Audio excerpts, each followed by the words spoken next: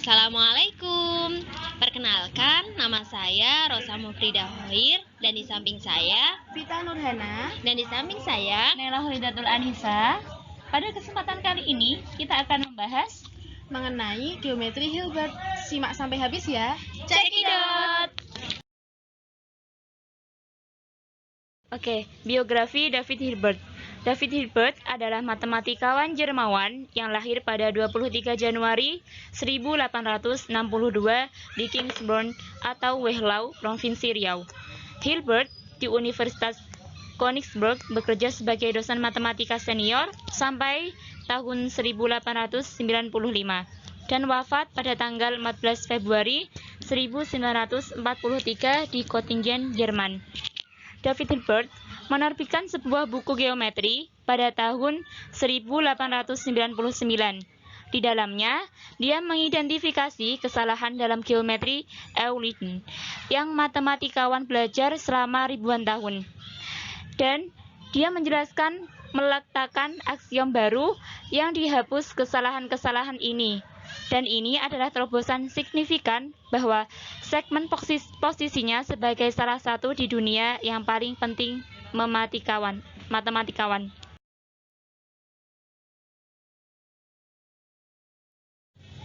Unsur-unsur geometri Hilbert. Nah, di unsur ini terdapat 5 aksioma. Yang pertama, aksioma insidensi. Yang kedua, aksioma order. Yang ketiga, aksioma kesesuaian.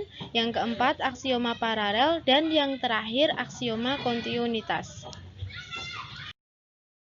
Yang pertama, kita akan membahas aksioma insidensi. Pertama, dua titik berbeda A dan B selalu sepenuhnya menentukan garis lurus A. Kami menulisnya AB sama dengan A atau BA sama dengan A. Nah, di sini kita dapat mengatakan bahwa A terletak di atas A dan A ini merupakan titik dari A. Maka A ini melewati A dan melalui B. Dan A ini juga bergabung dengan A ke B. Nah, yang kedua, dua titik berbeda dari sebuah garis lurus sepenuhnya menentukan garis itu. Artinya, jika AB sama dengan A dan AC sama dengan A, di mana B tidak sama dengan C, maka BC juga sama dengan A. Yang ketiga, titik tiga ABC yang terletak pada garis lurus yang sama selalu sepenuhnya menentukan bidang alfa. Nah, setidaknya ada dua titik dalam satu baris dan setidaknya ada 3 titik tidak terletak pada garis yang sama. Nah, yang keempat itu 3 titik ABC dari sebuah bidang alfa yang tidak terletak pada garis lurus yang sama menentukan sepenuhnya bidang tersebut.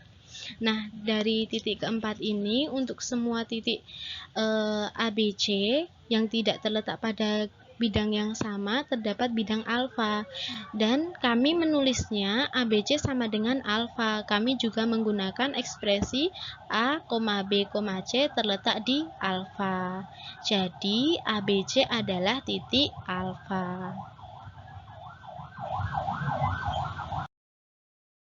Oke, selanjutnya di sini saya akan melanjutkan tentang aksioma insidensi.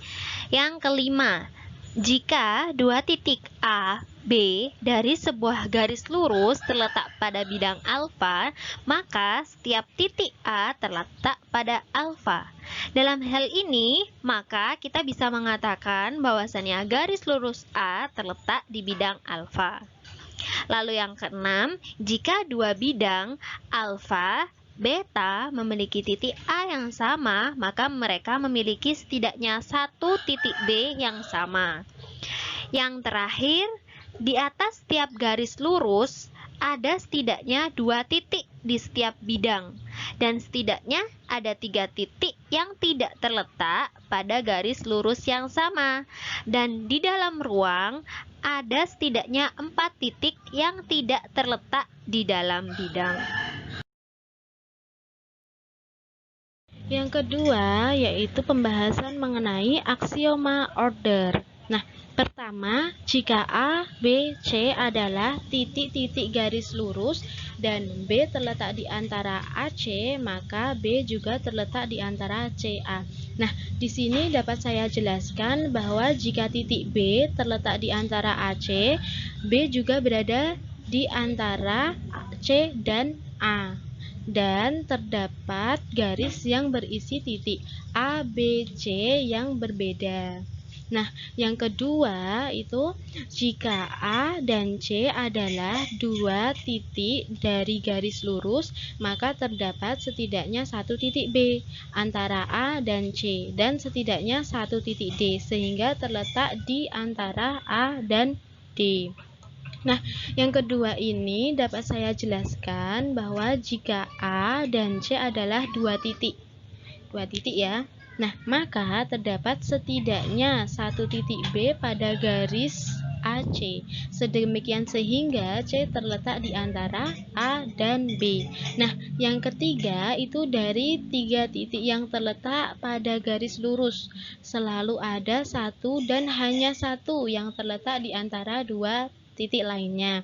Nah, di sini dapat saya jelaskan bahwa dari tiga titik manapun yang terletak pada suatu garis, tidak ada lebih dari satu yang terletak di antara dua lainnya. Seperti itu.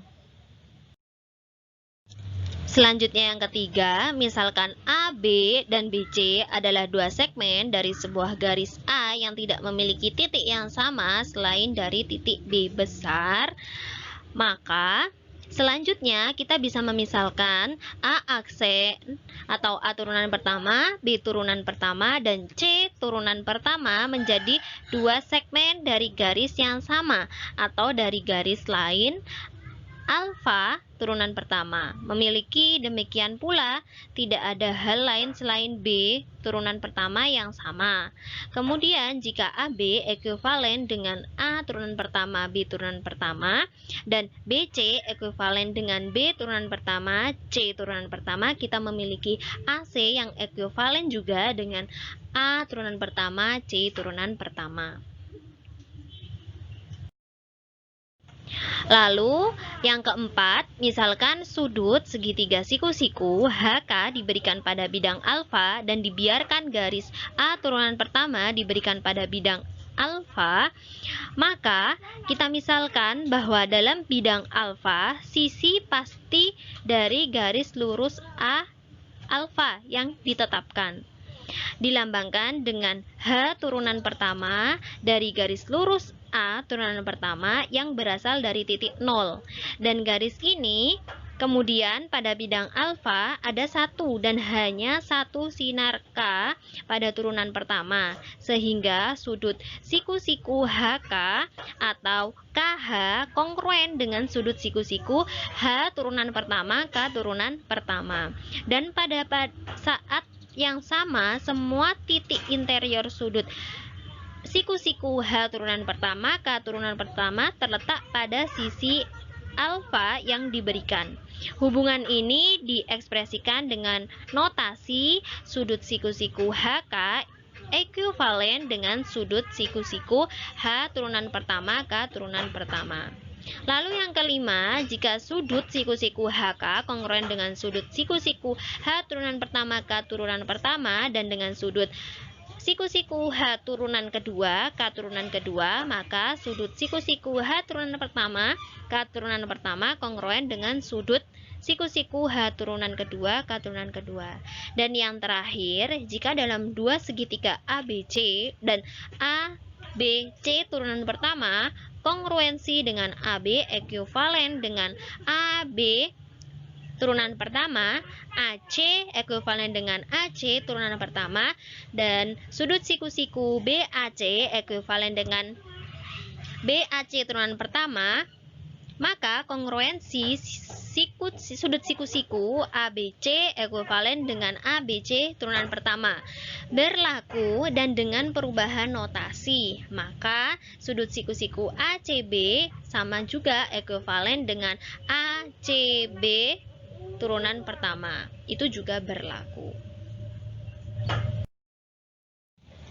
Nah, Pada aksioma paralel ini adalah misalkan A ini berupa garis dan titik A, bukan di atasnya. Maka paling banyak adalah satu garis dalam bidang tersebut ditentukan oleh A dan A yang melewati A dan tidak berpotongan dengan A. Oke, yang terakhir yaitu ada aksioma kontinuitas. Yang pertama, itu jika ada A dan B dan C dan D adalah salah satu segmen, maka terdapat nomor N, sehingga N segmen C, N, dan D yang dibangun berdekatan dari A. Sepanjang sinar dari A hingga B akan melewati titik P. Yang nomor 2 yaitu aksioma kelengkapan garis. Garis yang diperpanjang dari garis yang sudah ada biasanya digunakan dalam geometri. Dari sekumpulan titik pada garis dengan keteraturan dan hubungan kesesuaiannya yang akan mempertahankan hubungan yang ada di antara elemen asli serta sifat dasar garis keteraturan dan kesesuaian yang mengikuti dari aksioma 1 sampai 3 dan dari 5 sampai 1 hingga tidak mungkin.